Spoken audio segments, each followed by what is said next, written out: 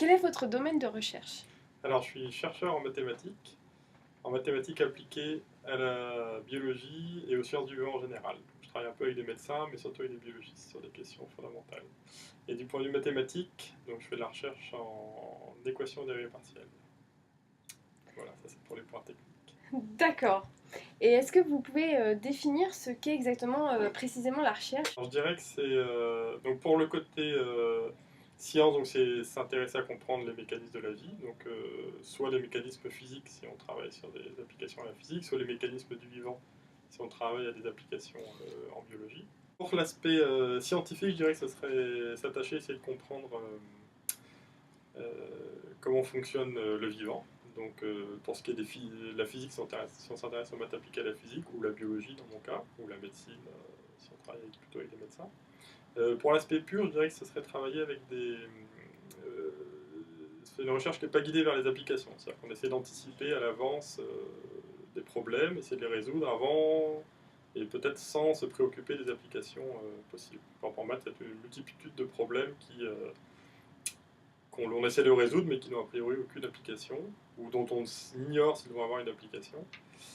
Euh, et euh, Et en biologie également, je travaille avec des biologistes qui se posent des questions assez fondamentales, qui sont assez loin des problèmes médicaux, des problèmes de santé publique, ou ce genre de choses. Donc je dirais que c'est des problèmes guidés avant tout par essayer de comprendre les choses, d'anticiper les problèmes sans chercher vraiment des applications.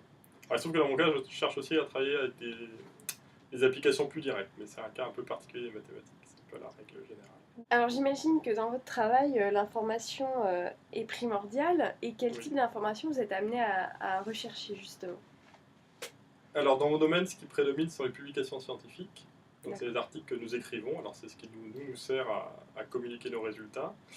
Et c'est ce qui sert ensuite à diffuser les nouvelles découvertes, disons, dans le monde scientifique. Ensuite, donc ça, c'est le niveau, je dirais, brut des recherches. Donc, on a une nouvelle idée, on a un nouveau résultat, et donc on le publie dans un journal scientifique. Donc, ça, c'est le premier niveau.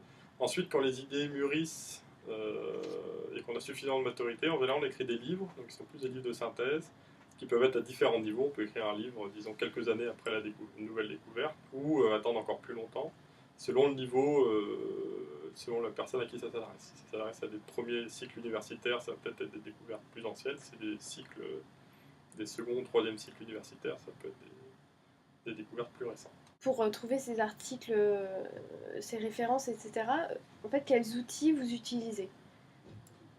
Est-ce que c'est directement sur le web? Est-ce que c'est vous passez par des bases de données? Est-ce qu'il y a des sites internet dédiés Alors, il y a différentes choses. Donc, il y a effectivement des sites qui agrègent toutes les nouvelles publications. Donc, en mathématiques, il y a essentiellement deux sites, dont un qui est très utilisé, qui est un site qui agrège tous les mois, qui met à jour tous les articles de toutes les publications, donc par auteur, titre, mots-clés. Et sur ce web, donc sur cet agrégateur, on a des liens vers les journaux. Donc, on peut directement aller sur le site du journal qui a publié l'article. Ça, c'est extrêmement pratique, c'est ce qu'ils utilisent la plupart du temps. On a ce qu'on appelle des serveurs de préprint, qui est assez spécifique, je pense, aux sciences. Je ne sais pas si ça existe en lettres. Donc ça va être le serveur de préprint, ça prend en compte le fait que entre le moment où donc la découverte est faite, le moment où l'article est achevé, et le moment où il est publié dans un revue scientifique, il peut y avoir un écart de temps de 1 à 2 ans, ça peut être assez long. Et donc on a envie, on souhaite communiquer auparavant nos résultats. Et donc pour ça, on dépose une version préliminaire de l'article sur un site dédié. Donc il en existe un essentiellement qui s'appelle Archive. Voilà, donc ça c'est aussi une des sources importantes. Et sinon, bah, il y a directement les pages des éditeurs, des revues. En général, moi j'y arrive personnellement via l'agrégateur, mais on peut faire de la veille, enfin on peut aller directement, on peut être abonné aux nouvelles sur ces éditeurs, chez ces éditeurs. Et il y a également les pages web des chercheurs, on a certains collègues dont on suit les avancées plus précisément. Alors on peut utiliser le serveur commun, disons, de préprint pour voir ce qui se fait. Puis si on a des collègues dont on veut suivre plus précisément les nouvelles recherches, on peut aller directement sur leur page web. Voilà. Et sinon, il y a évidemment aussi la bibliothèque D'accord. qui sert surtout pour les livres, pour ma part, et pour des articles qui sont d'une certaine ancienneté avant, disons, le tout électronique. Donc, le support papier, est-ce qu'il est encore important pour Pour vous? les livres, pour moi, il est essentiel. Et pour certains articles, disons avant les années 95, avant l'année 95, la plupart des journaux n'ont pas encore numérisé leur fond, et du coup, D'accord. on a les bibliothèques qui contiennent tout. Est-ce qu'il n'y a pas aussi, pour votre travail, une autre source d'information qui est plus de l'information que vous pouvez échanger avec des collègues dans les couloirs ou lors de conférences Absolument. Et en l'occurrence, pour moi, c'est aussi ce qui compte. Disons que je me tiens au courant, je pense, plus par les conférences que par les moteurs d'agrégation, les moteurs de recherche ou les serveurs de préprint. Je suis plus au courant de ce qui se fait via les conférences que via les journaux. D'accord. Et justement, est-ce que vous faites de la veille? Alors j'en fais un peu, je dirais que j'en fais pas de manière professionnelle ou automatique. Je connais des gens qui le font, qui sont abonnés à des flux RSS. Je ne l'ai pas encore fait, mais c'est quelque chose que j'ai en tête et que je veux faire.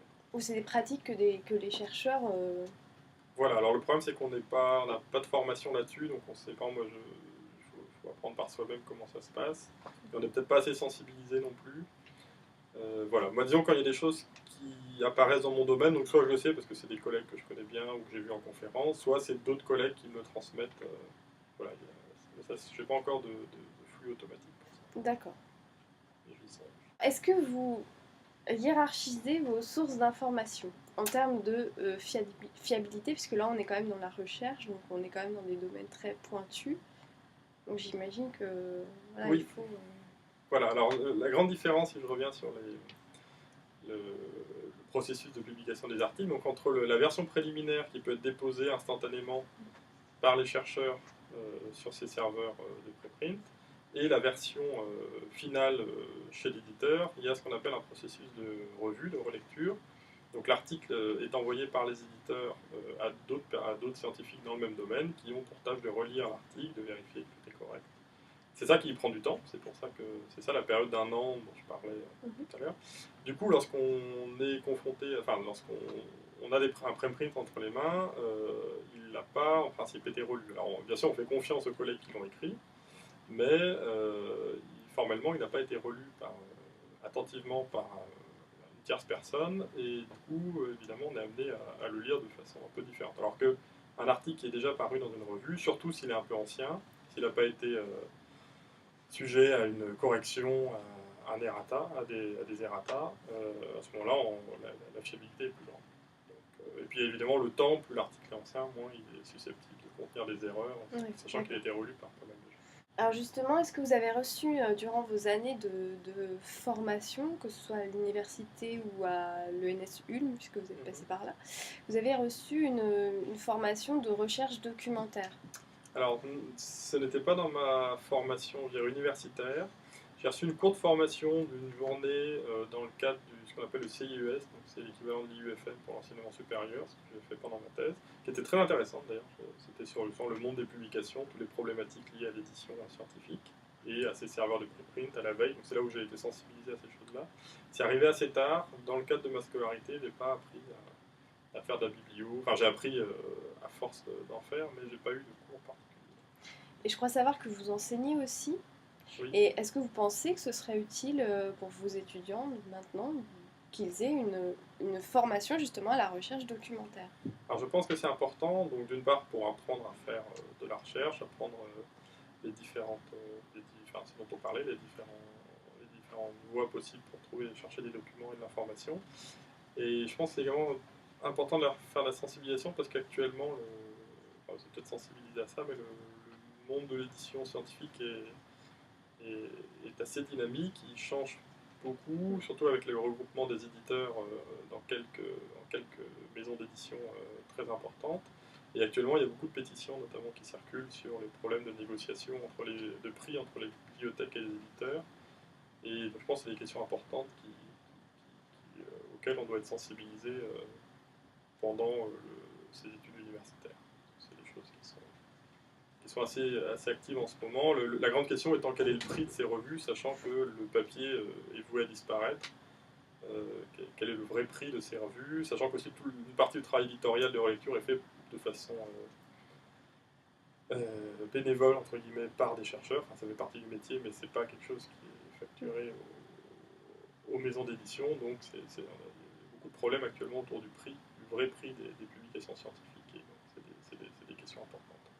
On a parlé un petit peu du support papier, sinon vous utilisez quel autre support? Ordinateur, smartphone, tablette Ordinateur.